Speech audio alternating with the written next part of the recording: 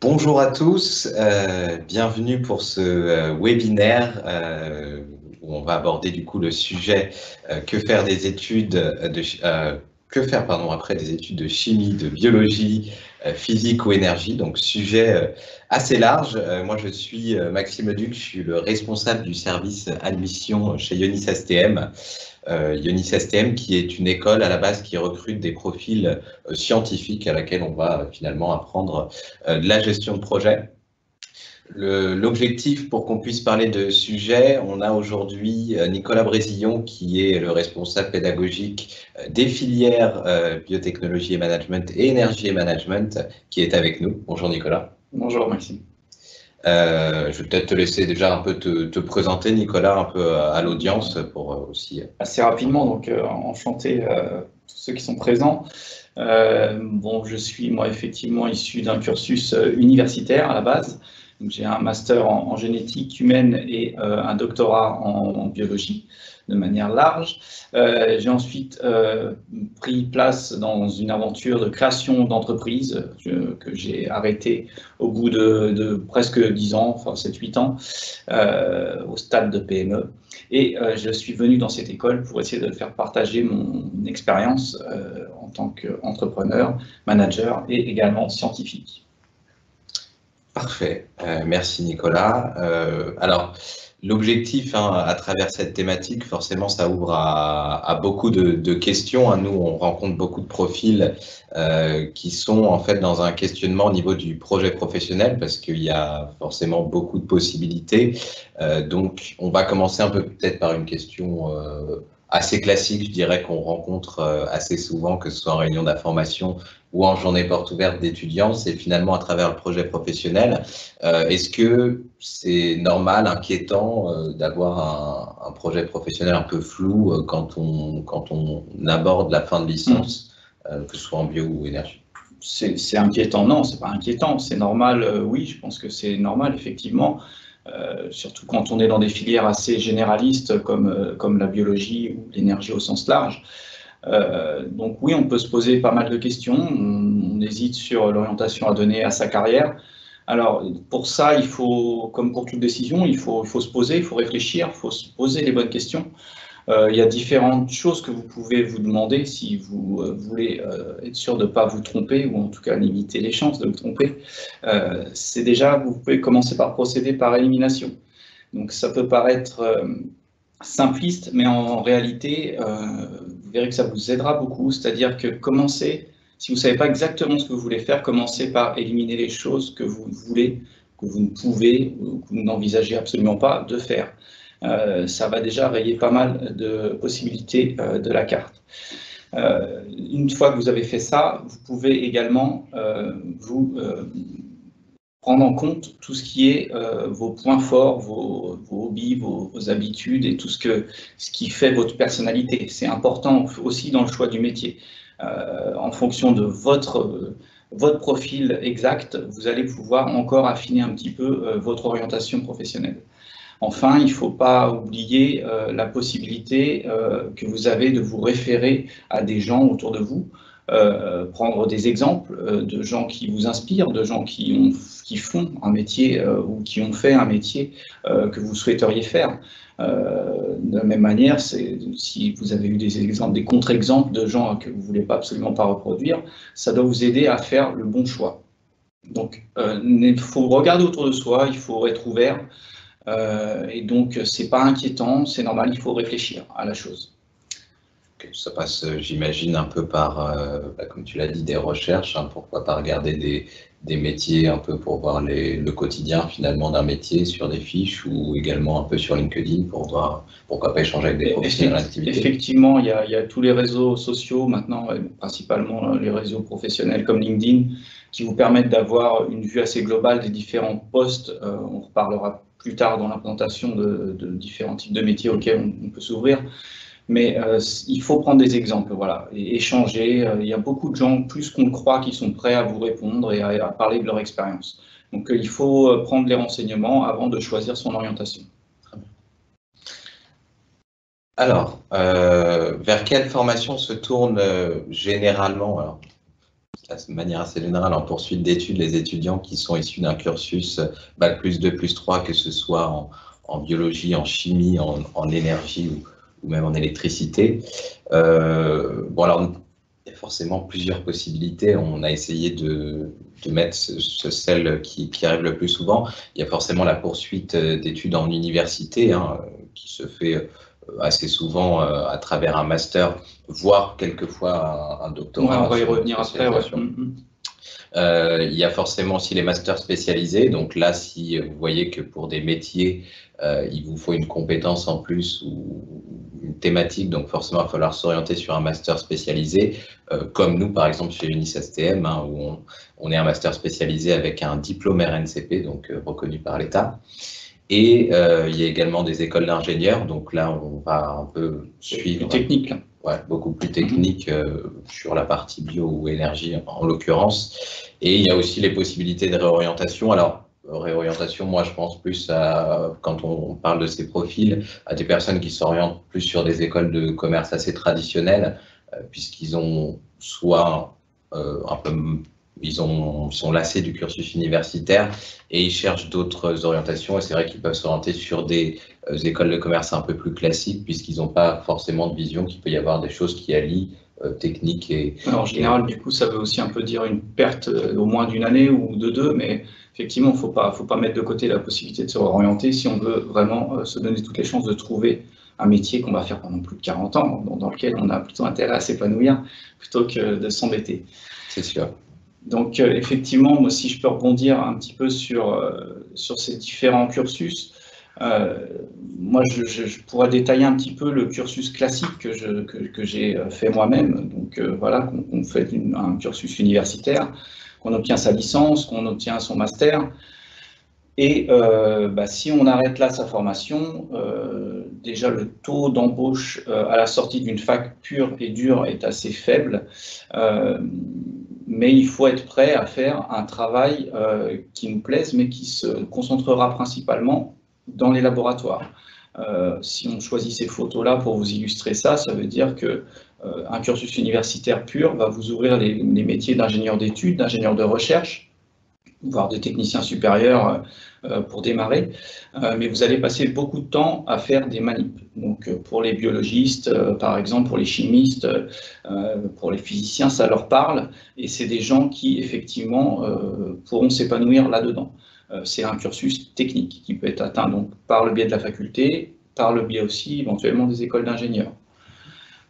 C'est par contre la voie obligatoire si on veut continuer son cursus jusqu'à l'obtention d'un doctorat. Alors à l'époque c'était un diplôme d'études approfondies qui équivaut maintenant au master. Alors, comme là je vous ai mis les miens un peu narcissiques, ils datent un petit peu, mais effectivement c'était le passage obligé pour aller vers le doctorat qui lui-même doit vous permettre de devenir le fameux chercheur. Si on veut faire de la recherche, il faut en passer par là. Il faut également savoir qu'il y a très peu d'élus à la fin de ce cursus, que c'est 8 années d'études poussées, intenses, très intéressantes, je peux en témoigner, mais qu'à la fin de ces 8 années, il faut encore en rajouter 4, 5, 6 en post-doctorat à l'étranger, dans des grandes universités américaines par exemple, si on veut avoir une chance de pouvoir décrocher un poste de chercheur dans un institut national de recherche. Bon, alors, il y en a certains qui... On est d'ailleurs les premiers témoins sur les docteurs, hein. Je fais juste une aparté par rapport à ce que je disais, mais c'est vrai qu'on rencontre beaucoup de doctorants qui ont fait beaucoup de post-doc et qui n'arrivent pas forcément à trouver le poste qui les intéresse. Donc c'est vrai que c'est une vraie thématique. Je ne donnerai pas mon âge, mais j'ai encore des amis de promo qui sont en post-doc, effectivement. Alors que moi, ça fait 10 ans que je travaille. Donc oui, mais c'est un cursus effectivement d'excellence. Après, c'est vrai que ce cursus a tendance à être de moins en moins privilégié par les gens qui ont fait un master. C'est-à-dire qu'on voit que les pourcentages en à peu près 10 ans ont chuté assez fortement, de 11% des gens qui faisaient un master ou un DEA s'orientaient vers un doctorat. On passe maintenant à uniquement 4,5%. Et malgré cette chute des vocations, parce que c'est une vraie vocation de devenir chercheur, c'est pas pour ça qu'ils trouvent tous un poste derrière. Et on reste confronté au problème de docteurs S-Sciences qui, derrière, ne trouvent pas d'embauche, parce que leur formation étant trop théorique ou trop pointue sur une thématique précise, ça ne peut pas déboucher sur une embauche. Alors l'autre approche qui peut être envisagée, c'est donc celle de ne pas s'orienter directement vers un doctorat, mais après son master, d'envisager d'autres approches qui seraient soit de la reconversion ou de la spécialisation, ou après directement son bac plus 5, s'auto-former en autodidacte à des métiers plus globaux de manager général, etc., ou de project manager. Alors, ça demande beaucoup de travail, ça demande d'assembler beaucoup de pièces d'un puzzle un petit peu compliqué. C'est pas quelque chose de très simple à faire, mais c'est tout à fait envisageable. Et si on arrive à travailler sérieusement, sans compter la perte de temps qui est engendrée par cette réorientation, finalement, on peut arriver au succès. Après, ce qu'on peut nous proposer. Voilà, j'avais demandé ce qu'il y a un peu finalement une solution un peu clé en main pour continuer un peu les études scientifiques qu'on a faites, qui sont importantes, je pense, en poursuite d'études, et trouver des spécialisations sur une solution clé en main pour la gestion de projet aussi, par exemple. Ouais, moi, je pense que l'idée de la création, là, on va peut-être se focuser un petit peu plus sur l'école à laquelle on appartient, donc UniSSTM. Et c'est vrai que l'idée de la création de cette école, qui est de former à la double compétence, permet de gagner du temps et de finalement acquérir à la fois les compétences d'un bac plus 5 en technique, que ce soit en biologie ou en énergie. Et quand on parle de biologie et d'énergie, vous avez vu au début de ce webinaire qu'en fait on ouvre assez largement à des chimistes, à des physiciens qui le savent peut-être pas tous, mais en fait ont une formation initiale qui leur permet assez facilement de switcher soit pour les chimistes vers la biologie, soit pour les physiciens vers le domaine de l'énergie. Et donc cette solution que UniSSTM propose, c'est à partir du M1, donc après la licence, ou même dès le bachelor, d'intégrer une école qui va vous former directement à la technique, mais également au management de projet. Donc cette école, comme on l'a évoqué tout à l'heure, est évidemment reconnue par l'État. Je dis évidemment, en fait, ce n'est pas le cas de toutes les écoles, donc il faut se méfier. Mais elle délivre un réel diplôme de Bac plus 5 qui est inscrit au titre RNCP. Donc RNCP, peut-être pour les gens qui ne connaissent pas. Oui, ça veut dire Registre national des certifications professionnelles. Ce sont des certifications du coup décernées par le ministère du Travail, qui ont été créés pour valoriser l'insertion professionnelle et surtout faire en sorte finalement que ce que sont formés les étudiants puissent en fait mettre en application ce qu'ils voient en cours en entreprise. Et donc forcément il y a des enquêtes pour le RNCP, donc on regarde, le ministère du Travail regarde au niveau des anciens, est-ce qu'ils trouvent rapidement du travail en sortie d'études? Pour une entreprise, finalement, c'est une sorte de passeport qui atteste que vous avez suivi une formation qui vous permet d'entrer dans le monde du travail. Ouais, tu l'as un peu plus résumé, plus simplement, mais voilà, c'est vraiment ça l'objectif. Et donc, nous, on est sur un diplôme de manager en biotechnologie, qui est important de souligner. Ouais, ou manager expert en gestion de l'énergie. Oui, donc, on va vous parler un petit peu plus des deux. Donc, si on passe par ce biais-là, évidemment, vous allez avoir votre diplôme comme tous les autres et vous pourrez fêter ça. La différence qu'on essaye de faire au sein de cette école, c'est au niveau de l'insertion professionnelle. Donc, on peut s'appuyer sur des chiffres qui sont très bons, en fait, et qu'on vous a résumés ici. On voit en bleu que nos étudiants, à la sortie de leur Master 2, de leur stage de Master 2, à 80% sont embauchés dans la société dans laquelle ils ont fait leur stage ou dans une autre. Parfois, ils sont débauchés pendant leur stage. Qu'à 95%, ils trouvent une embauche dans les 6 mois après la fin de leur formation. Et quand on compare cela aux chiffres nationaux de débouchés après un master, de tout type de master confondu, on voit que là, on tombe à 60%. Donc, et ce, après 18 mois de recherche. Donc, il y a une vraie différence d'employabilité à la sortie d'une formation qui vous donne la double compétence.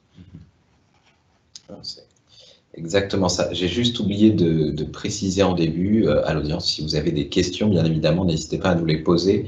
On y répondra à la fin de la présentation pour bien évidemment continuer le débat si vous avez des questions sur certains sujets. Peut-être pour continuer du coup la présentation de Ionis STM, juste l'idée, alors Ionis STM ça a 18 ans finalement, donc on formait en fait nous à la base les masters EPITA, donc les informaticiens, sur ce qu'on a appelé du coup de la double compétence. L'idée était qu'à l'époque il y avait plutôt une bonne expertise de la partie technique liée à l'informatique, qui trouvaient généralement assez facilement du travail, mais ils avaient un peu plus de difficultés en termes d'évolution de carrière pour arriver sur des postes de top management. Donc c'est vrai qu'à l'époque, on s'était dit qu'on allait créer un cursus qui allait allier à la fois la partie technique liée à l'informatique, et on allait rajouter du marketing, du commerce, de la communication et surtout de la gestion de projet pour du coup arriver aussi sur des compétences en management et donc tendre vers ce qu'on a appelé la double compétence. Alors les chiffres que tu as montrés, Nicolas, en insertion professionnelle sont plutôt très bons. Il faut savoir aussi qu'on élabore bien évidemment nos programmes en fonction des besoins des entreprises. C'est aussi pourquoi on arrive à avoir finalement une insertion professionnelle qui est assez bonne. C'est parce qu'on va se renseigner sur les secteurs et bien évidemment sur les métiers qui sont demandés aujourd'hui, puisque ça évolue un peu constamment. On verra aussi par la suite avec les spécialisations. Alors, globalement, si vous nous rejoignez en bachelor ou en MBA 1, sachez que c'est un peu un tronc commun chez nous, où vous allez voir 3 principaux modules. Comme vous pouvez le voir, un module entreprise, vous allez avoir des cours de gestion, de finance, de marketing et de management. Un peu de cours d'informatique aussi. On a des cours, par exemple, sur de la cybersécurité. C'est des choses assez importantes, enfin de plus en plus importantes à quand même savoir qui sont demandées aujourd'hui dans les entreprises. On a un module professionnel du coup avec des cours de communication, de prise de parole en public qui sont assez importants, puisque vous allez finalement faire beaucoup de présentations orales chez Ionis STM. Ça va vous entraîner à pouvoir faire des présentations devant des clients, devant des futurs directeurs, ce qui n'est pas toujours évident quand vous rentrez dans notre école. Devant des ordinateurs, ce qui est encore moins évident. C'est vrai. Et il y a des cours de gestion de projet, donc finalement les différents types de méthodologies de gestion de projet, le déploiement d'un cahier des charges. Il y a également des cours d'anglais répartis par groupe de niveau au sein de Ionis STM. Et vous avez bien évidemment un module technique qui va découler de votre filière, donc soit en énergie, soit en biotechnologie. Alors je ne sais pas si tu veux qu'on aborde un peu les cours à ce niveau-là, ou on en parlera juste après. On peut peut-être aller un tout petit peu plus en amont sur les différentes choses qu'on aborde sur les modules techniques. Bien sûr. L'idée, effectivement, c'est de former des experts, que ce soit en biotechnologie ou en management de l'énergie. Alors, des experts du management, oui, mais aussi des experts techniques. Donc, on continue à vous donner des outils techniques, le plus souvent qui sont directement liés à la gestion de projet en entreprise. Donc donnés par des cours donnés par des experts et appliqués aux entreprises. Alors si on passe sur le secteur biologie-chimie, alors là du coup on a dû dichotomiser un petit peu la présentation, mais ne vous inquiétez pas, ça ne va pas durer trop longtemps. Si on passe sur la partie plutôt biologie-chimie, on voit que l'ensemble des débouchés sur une école comme la nôtre, c'est-à-dire qui forme des chefs de projet, se situe dans le domaine global de la santé, mais également de manière importante en agroalimentaire et en dermocosmétique. Sachant que sur l'ensemble de ces 3 secteurs, on a aussi une formation qui permet de faire du consulting et donc d'intégrer ou d'agir indépendamment dans un ou l'autre de ces secteurs. À partir de là, si vous rentrez dans une de ces sociétés, vous rentrerez dans un département spécifique. Ou alors vous aurez une formation plus généraliste qui vous permettra de faire des choses plus transversales. Ça va dépendre un petit peu des spécialisations que vous aurez fait pendant votre master. Si vous rentrez dans une école comme la nôtre, vous avez un tronc commun pendant le bachelor et le M1, et à partir du M2, vous avez une spécialisation qui vous permet d'acquérir des outils plus spécifiques à l'un ou l'autre domaine du management de projet. Alors, on ne va pas trop rentrer dans le détail là, mais on pourra le faire s'il y a des questions ou si des gens sont intéressés. Mais en fonction de ces spécialisations, vous serez amené à avoir plus d'outils pour évoluer dans le domaine du marketing et de la communication, ou plus pour gérer les aspects qualité pendant la production, ou des aspects réglementaires pendant les phases de développement et par exemple l'obtention d'autorisation de mise sur le marché, si on parle toujours aux biologistes. Du coup, si j'allais te poser la question vers quel type de métier on peut former avec des compétences en gestion de projet finalement en plus. Ouais, bah, c'est ça. Alors là, de manière non exhaustive, on vous propose une liste de débouchés potentiels. Effectivement, devenir un chef de projet, d'accord, mais comme on vous l'écrit, quel type de chef de projet? Bah, un chef de projet qui, en fonction de sa spécialisation, de ses affinités et donc de sa formation tout au long du cursus, pourra s'orienter plus sur des métiers liés au digital. On voit bien que actuellement, on est de plus en plus confronté aux besoins digital, sur des métiers qui sont, comme je vous l'ai expliqué, dans les phases plus d'ingénierie et de qualité, ou alors des phases plus généralistes de management, de chefs de projet plus globaux, ou marketing.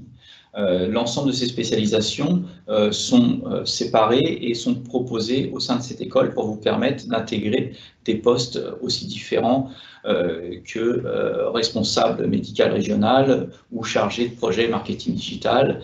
Voilà, des postes assez différents mais qui sont tous accessibles et qui représentent tous en fait des exemples de débouchés qu'ont eu les élèves qui sont passés par notre école. J'imagine qu'il y a une forte demande des entreprises. Ouais, du coup, là, on voit cette slide apparaître. C'est effectivement, il y a une demande assez importante des entreprises. Alors, il n'y a pas des centaines de milliers d'offres de chefs de projet par an. C'est pour ça aussi que l'école se restreint à un numerus clausus de candidats chaque année, pour que les candidats qui soient formés dans cette école trouvent tous une débouchée, comme vous avez pu le voir dans les stats qu'on a présentés tout à l'heure. Mais les débouchés, elles se font chez les acteurs majeurs du domaine. Si on parle de biologie, on parle des plus grandes entreprises pharmacologiques comme Johnson & Johnson, GSK, Sanofi, Pfizer et autres. On parle aussi des poids lourds de l'agroalimentaire comme Danone ou des poids lourds du cosmétique comme Coty et autres. Donc oui, il y a une forte demande de gens avec une double compétence. Donc des gens qui soient capables de parler aussi bien aux techniciens, aux gens qui vont faire la recherche sur les produits, mais qui peuvent emmener le produit jusqu'au service marketing, jusqu'au service communication, et en même temps être capable de discuter d'un business plan avec les services financiers.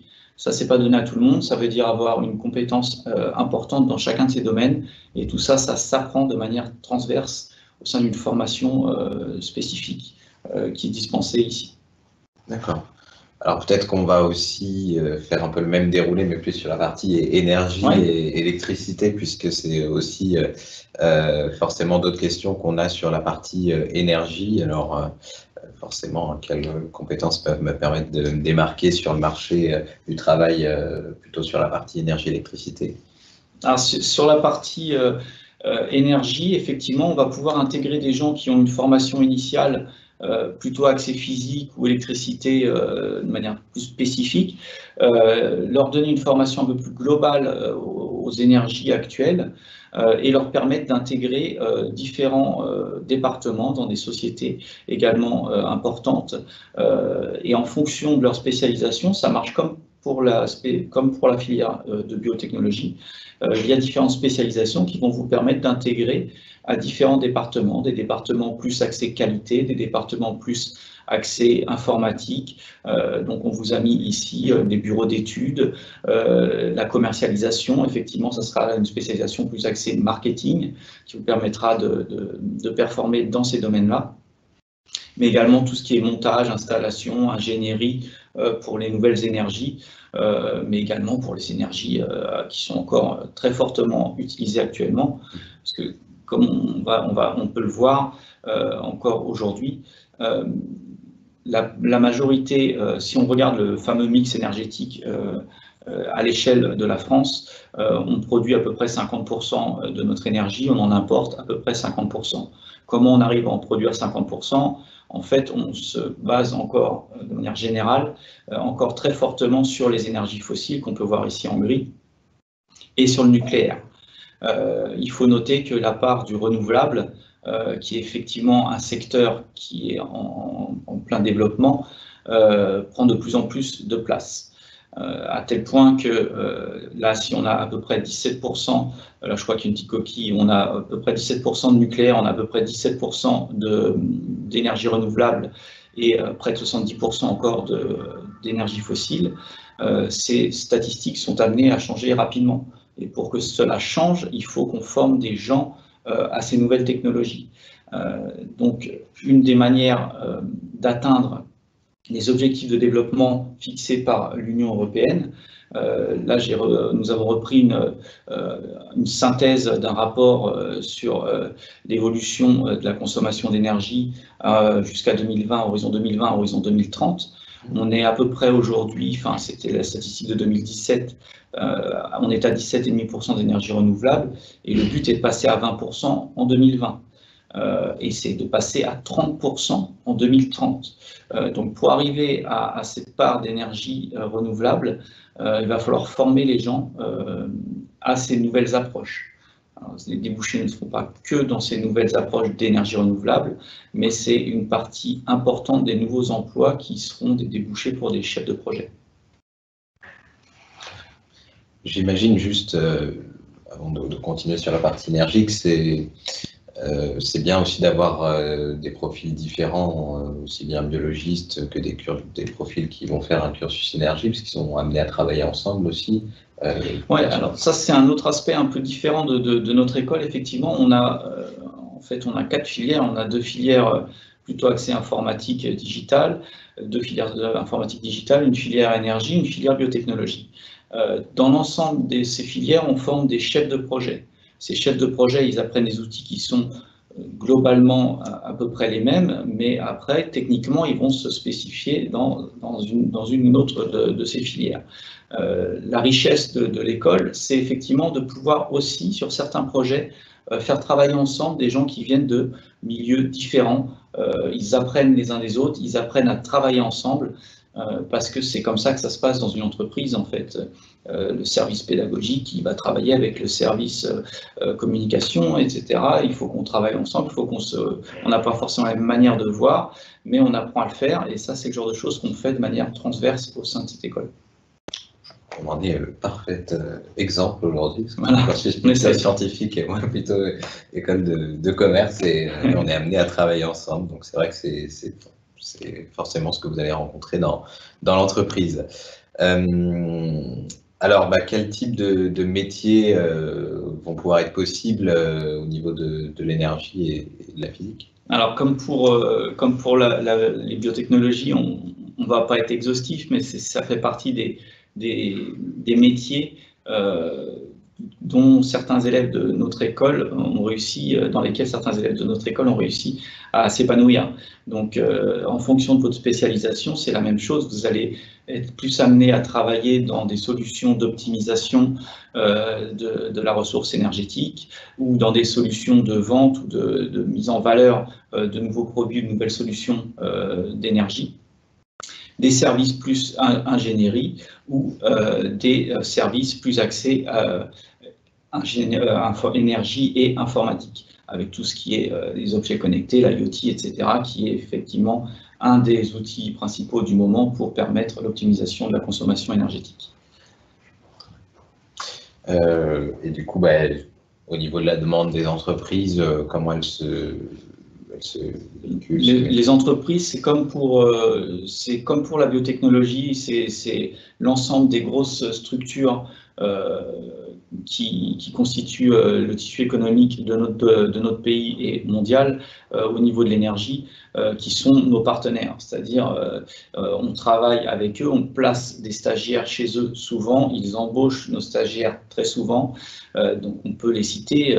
On ne pense pas tout de suite à l'énergie renouvelable quand on voit Total, mais Total fait de l'énergie renouvelable et ne fait pas que ça, et on ne forme pas qu'à ça. Vinci, Air Liquide, Enedis et j'en passe.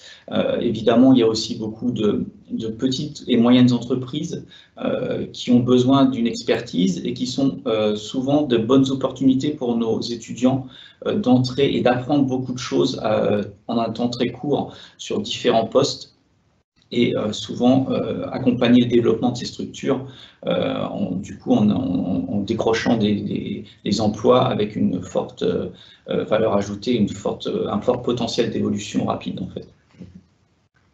D'accord, très bien. J'imagine qu'on arrive... On arrive à la fin, oui, mais j'invite du coup nos auditeurs à revoir, s'ils veulent revoir le lien et s'ils veulent se documenter de manière un peu plus précise sur certains des chiffres qu'on a donnés de manière un petit peu rapide. On a mis les liens bibliographiques qui nous ont permis d'établir cette présentation. Maintenant, je vais te laisser conclure peut-être. Ouais, on va peut-être regarder si on a des questions avant. Alors oui, j'en ai. Alors excusez-moi, le direct fait que je vais me mettre comme ça pour lire les questions. Alors oui, c'est vrai qu'on n'en a pas parlé, Nicolas, mais quel profil on recrute? On nous demande généralement après, c'est uniquement des licences. Je crois qu'on peut en parler. Hein. Majoritairement, c'est vrai que c'est des licences. On recrute à, je dirais, 85% des profils issus d'un cursus universitaire, hein, si on peut chiffrer un peu comme ça. Alors sur la biologie, on dirait que c'est forcément des licences bio, il y a des licences biochimie. Effectivement, il y a majoritairement, surtout pour la bio, issue d'un cursus universitaire, biologie pour la majorité, mais biochimie, chimie, en fait, il n'y a pas... Dans cette école, il n'y a pas deux élèves qui ont le même cursus. Chacun est vraiment différent et vient d'une formation qui est sensiblement différente. Et ensuite, il pourra encore continuer à se différencier en faisant son choix de spé.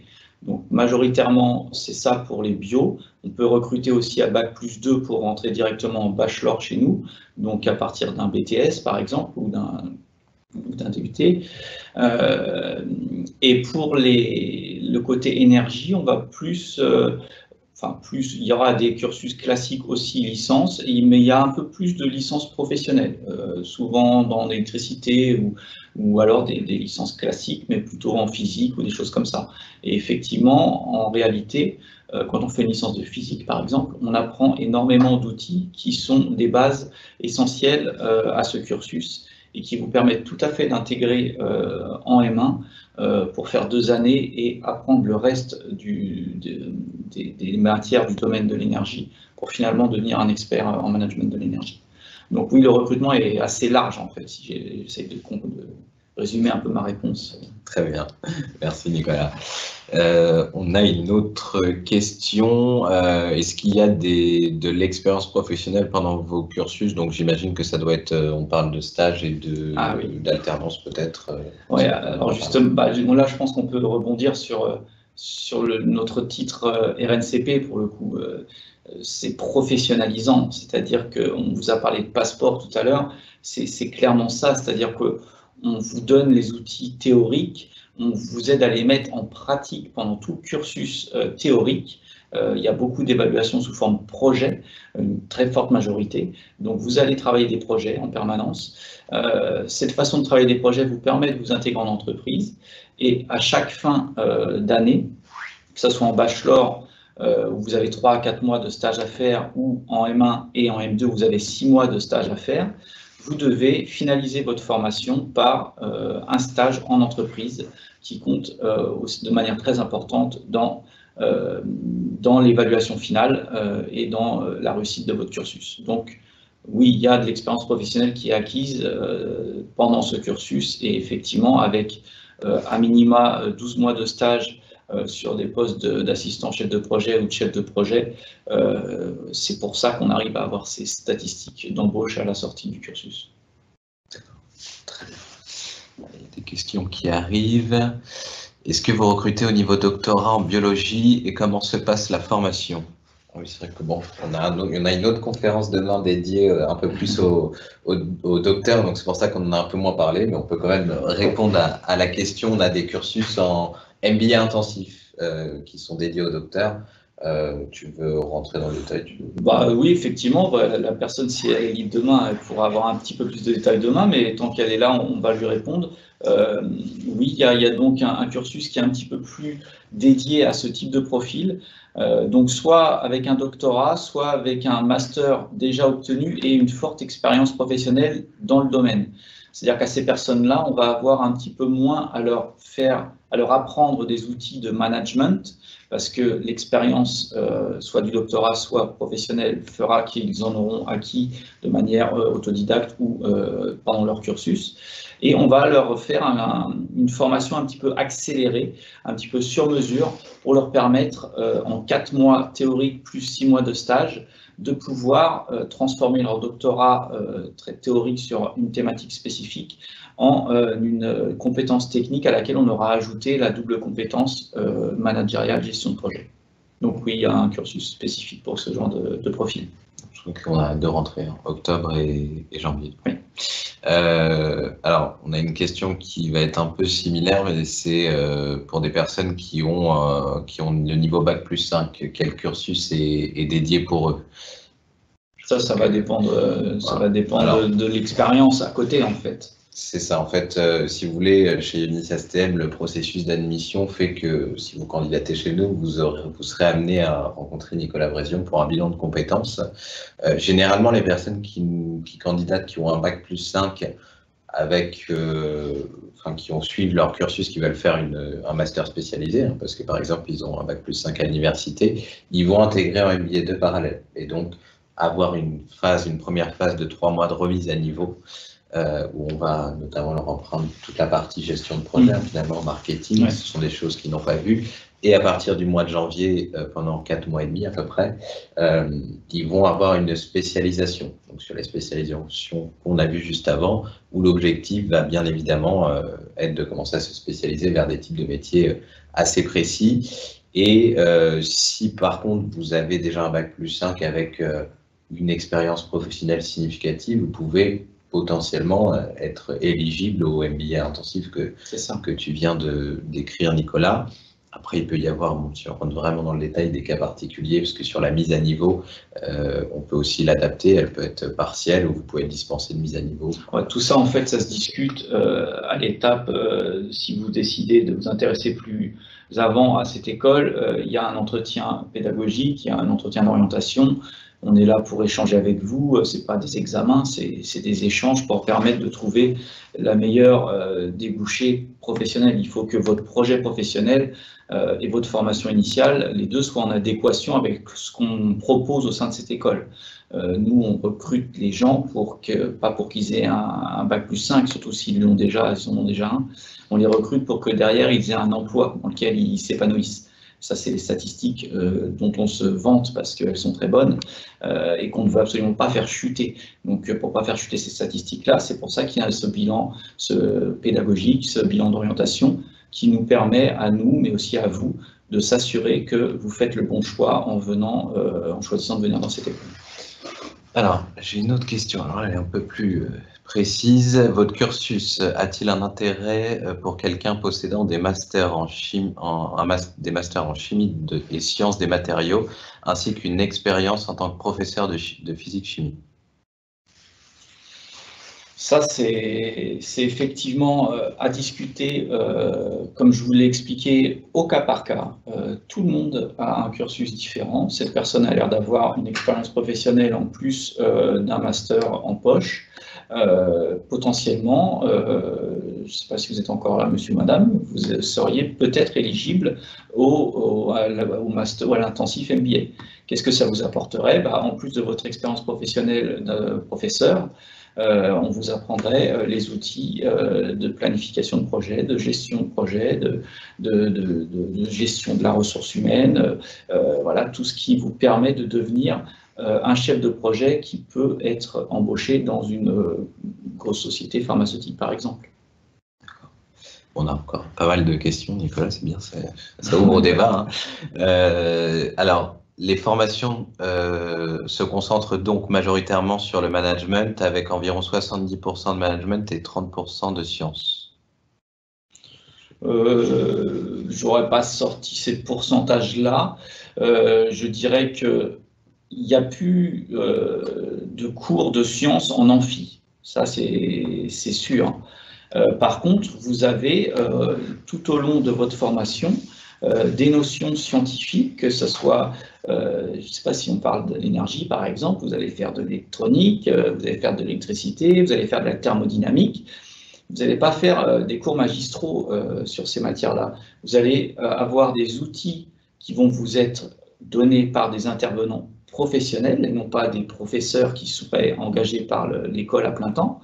C'est des intervenants professionnels, donc des gens qui travaillent dans les industries qui potentiellement vous embaucheront, qui vous feront passer des messages théoriques, ceux qu'on leur aura demandé de faire passer, parce que c'est aussi ça le rôle de responsable pédagogique, s'assurer de vous faire passer les bons outils théoriques, mais surtout qui vous demanderont de les appliquer sous la forme d'un projet pendant la formation. C'est-à-dire que vous allez apprendre tel ou tel théorème, telle ou telle formule, et à la fin, ça va vous servir, dans un cas pratique, à rendre un projet comme si vous étiez en entreprise, en fait.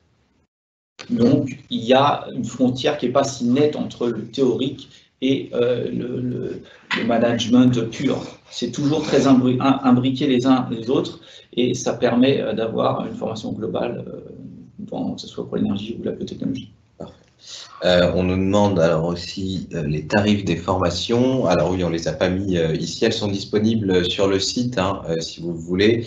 Alors les tarifs des formations, bien évidemment, varient selon les cursus, parce qu'on a une entrée, nous on recrute à partir de Bac+2 validé, donc soit en bachelor, en MBA 1, en MBA 2 ou même en MBA intensif.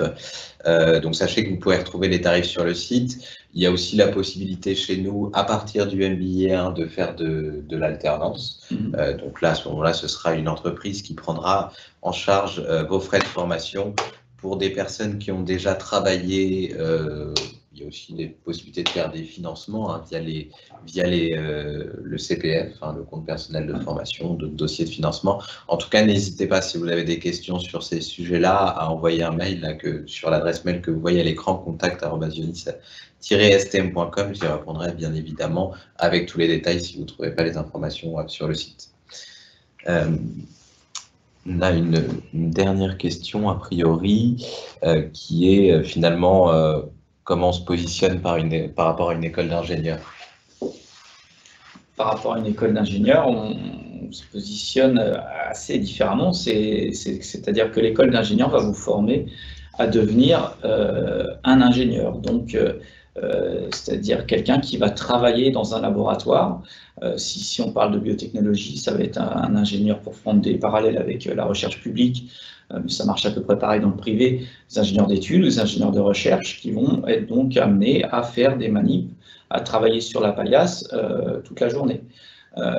Si c'est l'énergie, c'est peut-être un petit peu plus théorique, mais c'est-à-dire qu'on est très technique dans l'ensemble.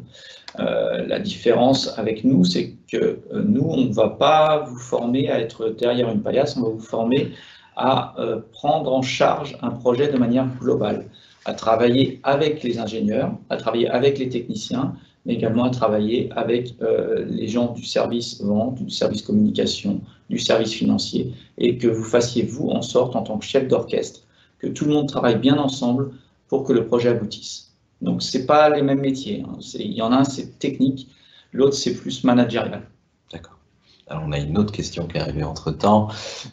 Formez-vous au métier d'analyste de données dans le domaine de la santé? Alors, analyse de données, oui, ça fait partie effectivement des débouchés possibles.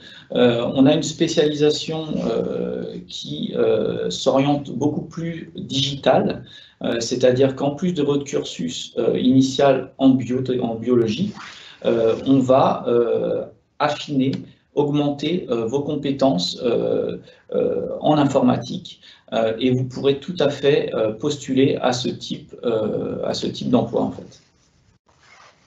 Parfait. Alors, je crois qu'on a fait le tour des questions.